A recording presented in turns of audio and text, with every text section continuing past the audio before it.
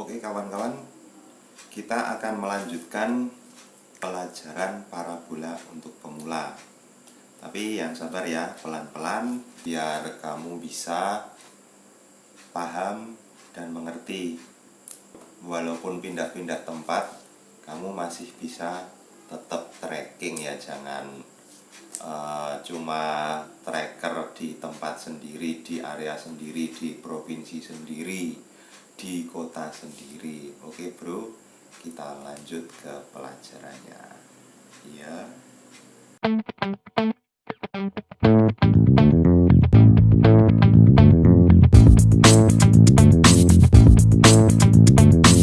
Check it, check it, check it, check it.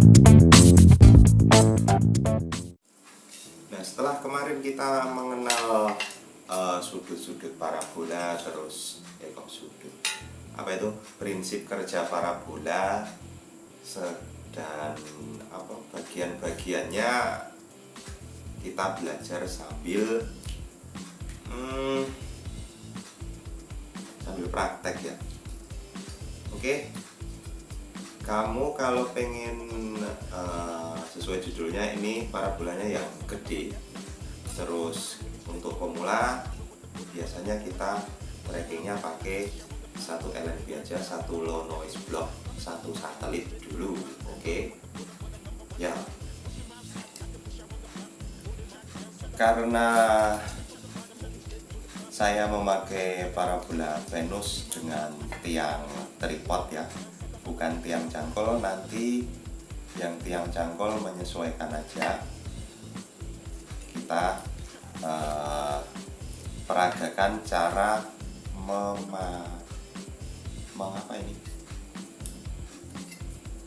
menempelkan LNB ke skala ring ini ya. Celuk ya. Oke, kita punya ini namanya skala ring, terus yang satunya ini LNB G-band merek Mentric dengan satu output. Terus masangnya kalau tiang tripod ini ada modelnya, nah kayak gini. Ini 1, 2, 3, nah 3 tiang karena namanya tripod. Oke, untuk memasangnya kita harus tahu titik 0 ini. Ada tulisan 0. Terus ini juga bisa dibuka. Ada besi lurus ini sejajar dengan titik 0 ini. Kita masangnya kayak gini. Serap. Nanti titik 0 ini bisa ditaruh di sebelah lurusnya ini atau sebaliknya sini ya, ke arah barat atau ke arah timur bebas. Lalu bagaimana dengan kedalaman LNB ya, tingginya di sini kan ada angka-angkanya kan, ini untuk mengukur dalam tinggi rendahnya. Ini biasanya saya taruh di angka kayak ini, nggak kelihatan ya, nah, di sini 38, di bawah di angka 38 ini nggak cetak. 38 ini kan ada 3 garis, di bawahnya angka 38 kayak gini, ngepres ya, modeling ini kan angka 38 nya di sini, terus ada garis lagi di bawahnya, nah kayak gini, atau ditaruh di 36 ini. Ini saya pakai metode kebiasaan, karena biasanya kalau di daerah saya itu sinyalnya lumayan gede di angka itu. Dan kalau nggak dapat sinyal yang gede, kamu bisa menaik turunkan ini slep, karena di beberapa kasus kadang sinyalnya kurang besar, mungkin karena kekuatan LNB-nya atau disnya yang baling, itu bisa banyak faktor lah kayak gitu ya. Nah, buat yang pakai tiang cangkul, kamu bisa hitung pakai rumus. Kamu cari di Google aja, itu pasti udah pinter-pinter kan nyari-nyari kayak gitu. Itu hanya untuk kira-kira aja, perkiraannya aja, untuk apa itu namanya, bukan harus segitu tingginya ya, tinggi tiang fokus terus kedalaman. Kamu bisa mengepaskannya tetap dengan metode filling, naik turun, geser sana geser sini, pokoknya dicari sinyal yang paling besar.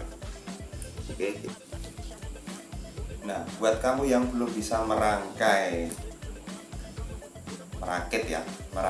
parabola jaring, ini saya ada video lama, kamu bisa tengok di sini, di atas pojokan sini.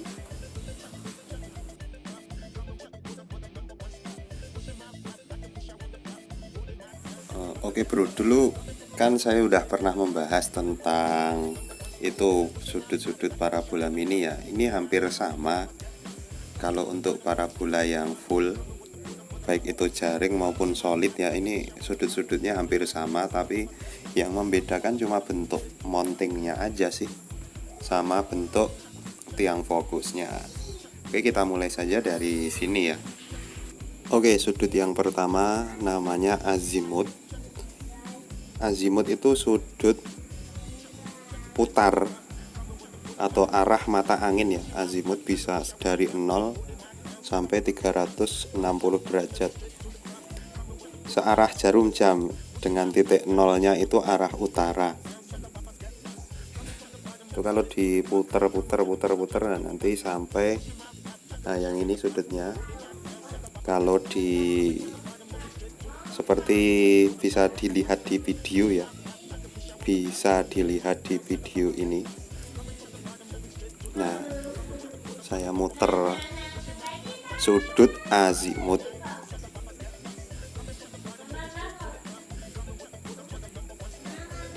Terus selanjutnya nggak usah dibahas panjang-panjang, azimut pasti udah tahu arah utara selatan kayak gitulah. Nah, elevasi itu sudut kemiringan parabola. Jadi dia bisa, kalau di Indonesia bisa miring ke barat atau ke timur untuk parabola yang model full ya. Jadi dia menghitungnya kamu berdiri di koordinat berapa. Misalkan saya di Batam itu sekitar 101 derajat bujur timur.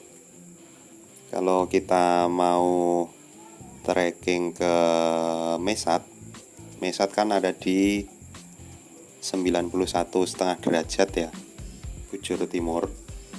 Itu jika derajat satelit makin besar dari kita berdiri, maka posisi arah parabola akan miring ke timur. Saya kan ada di 101 derajat nih, terus mesatnya ada di 91,5 derajat. Jadi dia lebih kecil dari posisi saya berdiri derajatnya. Otomatis dia miring ke barat. Nah, ngono guys. Terus kalau saya mau tracking Telkom 4 yang ada di 108 derajat bujur timur, sedangkan saya ada di 101, itu otomatis ya miringnya ke timur. Nah, itu hanya berlaku untuk derajat bujur timur ya. Kalau kita tracking dengan tracking satelit yang berada di bujur barat atau W, itu tracking yang satelit outbeam itu, dia makin besar derajat satelitnya, maka semakin jengking ke barat ya, makin nungging ke barat ya. Nah, kayak mana lo guys. Oke, selanjutnya adalah sudut inklinasi. Inklinasi ini berpengaruh jika kamu berada di utara atau selatan Khatulistiwa ya. Untuk di daerah saya nggak begitu berpengaruh, karena saya ada di 1 derajat lintang utara, jadi miringnya cuma dikit. Nah, ini bisa ditengok di sini. Ini miring ke kiri atau ke kanannya ya dia. Inklinasi itu sudut yang terjadi antara dis dengan garis datar tiang monteng. Nah, kayak gini. Ini kalau lurus, ini kalau lurus rata-rata air, ini kamu berada di posisinya mungkin ya di kota Pontianak ya. Oke, bisa kita ilustrasikan kayak gini kalau kamu belum jelas, atau kamu bisa datang ke sini ya. Kita ngobrol tentang nabi-nabi ataupun rondo-rondo ya di sini ya. Kalau belum jelas ya. Nah, ini misalkan ini adalah bumi ya. Tak bikin hijau ini. Ini bumi. Nanti mau. Nah, ini bumi, terus garis merah ini adalah garis Khatulistiwa. Kita dan satelit ini kan berada sejajar, berjejer-jejer di Khatulistiwa kan. Ini misalkan satelit A gitu ya. Nanti mau. Nah, ini cerit. Ini jika kamu ada di, oh ya, ini misalkan utara. Utara itu berarti garis lintangnya lintang utara atau N kalau dalam bahasa Inggris. Kalau kamu searching di Google Map itu N ya.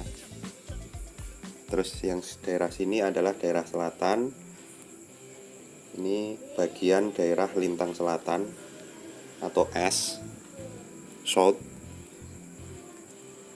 Nah, ini parabolanya ini berada, misalkan ada di garis, tepat di garis Khatulistiwa, atau kalau di tempat kita di Pontianak ya. Ini tentunya dia nggak miring kemana-mana, nggak miring ke utara ataupun selatan. Untuk inklinasinya dia lurus, langsung lurus rata-rata air water pass. Nah, terus jika ini misalkan ada di Aceh ataupun di Sumatera Utara, atau saya ya di sini di Batam, walaupun miringnya cuma dikit 1 derajat, ini otomatis dia miringnya ke selatan, tergantung. Jadi makin jauh ke sana, makin jauh ke utara, dia semakin miring ke selatannya lebih banyak. Kalau di saya di sekitaran sini paling ya, sini miring ke selatannya dikit. Ini kebalikannya, mungkin kamu yang ada di Jawa atau di mana yang ada di daerah lintang selatan, itu miringnya pasti ke utara. Nah, untuk sampai mendapatkan sinyal satelit. Nah, menurut Den,